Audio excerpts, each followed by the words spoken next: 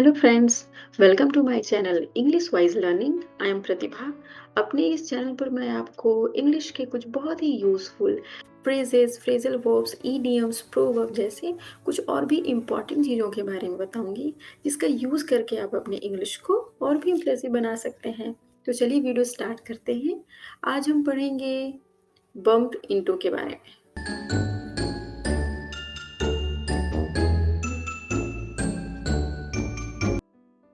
Bump into एक phrasal verb है जिसका हिंदी में मतलब होता है टकराना। देखिए, इंग्लिश में बम्प इनटू का दो तरीके से यूज़ करते हैं। इसका फर्स्ट जो तरीका है वो तो इसका लिटरल यानी कि शाब्दिक मीनिंग जो है टकराना, उसी तरीके से यूज़ होता है जैसे कि हम घर में चलते-चलते फर्नीचर से टकरा जाते हैं या फिर रास्ते में कभी किसी पिलर से टकरा जाते हैं। तो फर्स्ट तरीका यही है। लेकिन इससे भी ज़्यादा इंग्लिश में इसका हम किस दूसरे तरीके से यूज़ करते हैं। वो दूसरा तरीका क्या है? वो दूसरा तरीका है टकराना, यानी कि अचानक किसी से मुलाकात हो जाना। तो बम्प इनटू समवन का मतलब होगा कि हमें अचानक से हमने एक्सपेक्ट भी नहीं किया होगा और अचानक से हमारे किसी से मुलाकात हो जाती है, तो उस सिचुएशन में भी हम इस फ्रेज़ल वर्ब का यूज़ करते हैं। हम हिंदी में भी तो टकराने का ऐसे यूज़ करते ही हैं ना, जैसे कि हम नहीं कहते हैं अक्सर कि आज मैं जा रही थी तो अचानक से मैं अपनी किसी बहुत पुरानी फ्रेंड से टकरा गई। तो वहाँ पे टकराने का मतलब उसका शाब्दिक अर्थ नहीं होता, मतलब कि ऐसा नहीं कि हमारा उससे क्लैश हो गया और हम उससे भिड़ गए और गिर गए, एक्सीडेंट हो गया, ऐसा नहीं था। मतलब हिंदी में भी उस सिचुएशन में टकराने का मतलब होता है अचानक किसी से मुलाकात हो जाना। तो हिंदी में भी इस तरीके से हम 2 तरीके से यूज़ करते हैं और इंग्लिश में भी बम्प इनटू को हम 2 तरीके से यूज़ करते हैं। चलिए हम थोड़ा और डिटेल में इसको समझते हैं, इसके डिफरेंस को। बम्प इनटू समवन का मतलब होता है टू मीट समवन अनएक्सपेक्टेडली। मतलब कि अगर आप कभी किसी भी सेंटेंस में, किसी भी इंग्लिश सेंटेंस में अगर बम्प इनटू के साथ किसी पर्सन का नाम देखें या पर्सन को देखें, किसी फ्रेंड को या फिर उसके नाम को, तो वहाँ पे आप कंफ्यूज मत होइएगा। वहाँ पे बम्प इनटू का मतलब होगा उससे मुलाकात होना अचानक से। सो बम्प इनटू समवन कहीं भी देखिए तो उसका मतलब समझ जाइए किसी इंसान से अचानक मुलाकात होना। चलिए अब इसके दूसरे तरीकों को देख लेते हैं।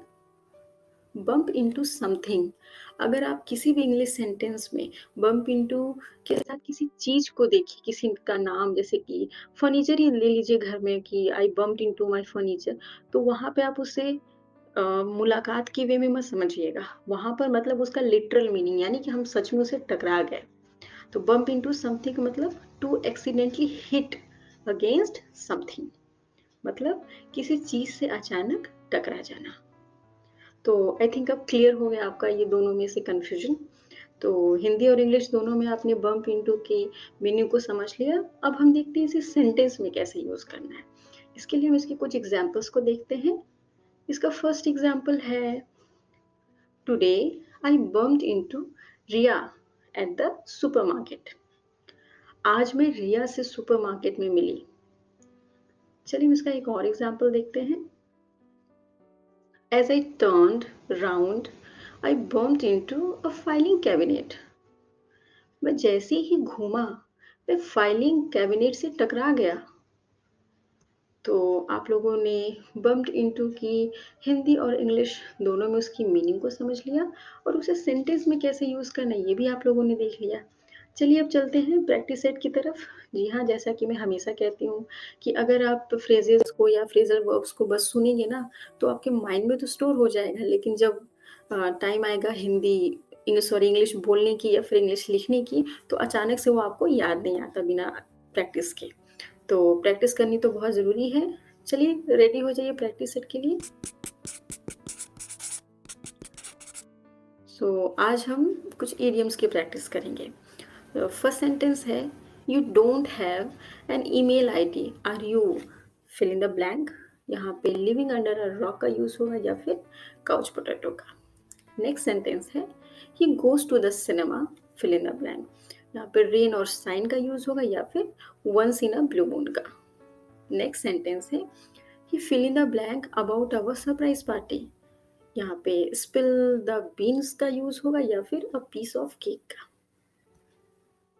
नेक्स्ट सेंटेंस है I go to the party fill in the blank. यहाँ पे it's raining cats and dog का यूज होगा या फिर once in a blue moon का। नेक्स्ट सेंटेंस है he fill in the blank he doesn't know the BTS band.